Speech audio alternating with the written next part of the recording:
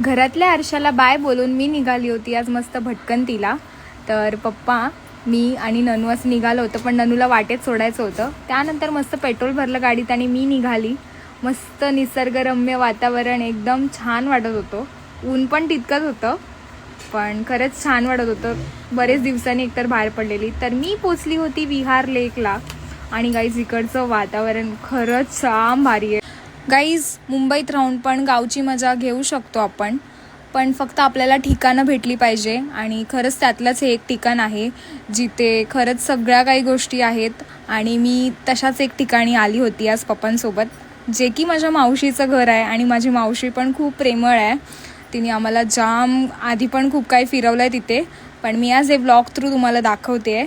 आणि एक साईडला पूर्ण जंगल आहे आणि एक साईडला हे पूर्ण मोठं तलाव आहे. यात मासेमारीसुद्धा केली जाते. तर पप्पा आणि मी जात होतो आज मावशीच्या घरी. तर वाटेत आम्हाला मस्त ही लाजाळूबाई भेटल्या. एवढी लाजत होती, व्हिडिओ काढत होती. तर त्यानंतर मग थोडंसं असं फिरत फिरत फिरत तिच्या घरी जायला वाट आहे. तर तिच्या घरी बघा, घराला इकडनंच वाट आहे जाण्यासाठी. तर मग आम्ही घराच्या इथे पोचलो. तर तिचं घर खरंच असं एक क्षणासाठी वाटत मी गावी चालली आहे माझ्या. त्यानंतर तिने मला तिच्या बागेत काय काय लावलं आहे ते तिने दाखवलं. तर गाईस, तिच्याकडे खूप काही प्रकारचे फळं, भाज्या, फुलं खूप काय काय आहे. त्यात म्हणजे तिच्या घरी मस्त अशी केळी, आवळे, वर सीताफळ, असं खूप काही गोष्टींची लागवड पण केलेली आहे. आणि खरंच मला असंच जाणवत होतं की मी माझ्याच गावी आली आहे, पण असं नाही आहे. हे मुंबई आहे. हे मुंबईतलं एक छोटंसं प्लेस आहे जिथे हे अजून पण हे सर्व जपलं गेलं आहे. मस्त शेळ्या होत्या आणि त्यात माझी मावशीबाई एकदम सुंदर असा चहा करून घेऊन आली होती. मग त्या चहाचा सुद्धा छानपैकी आस्वाद घेतला.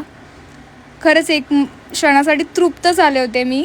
त्यानंतर मग मी ह्या मस्त दोघं चंगूमंगूंना बाय करून मी निघाली होती माझ्या वाटेला.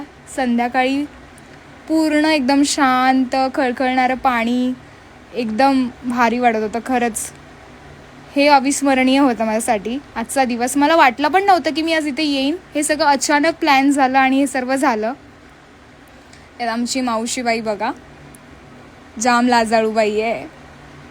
त्यानंतर मग पप्पा आणि मी घरच्या वाटेला पुन्हा निघालो. घरी येईपर्यंत बरेच वाजले होते, 8 वाजले होते. घरी येऊन सगळं काय आवरलं आणि त्यानंतर मी विचार केला थोडा वेळ कवीसोबत टाईमपास करू. So yes, that's it for the day.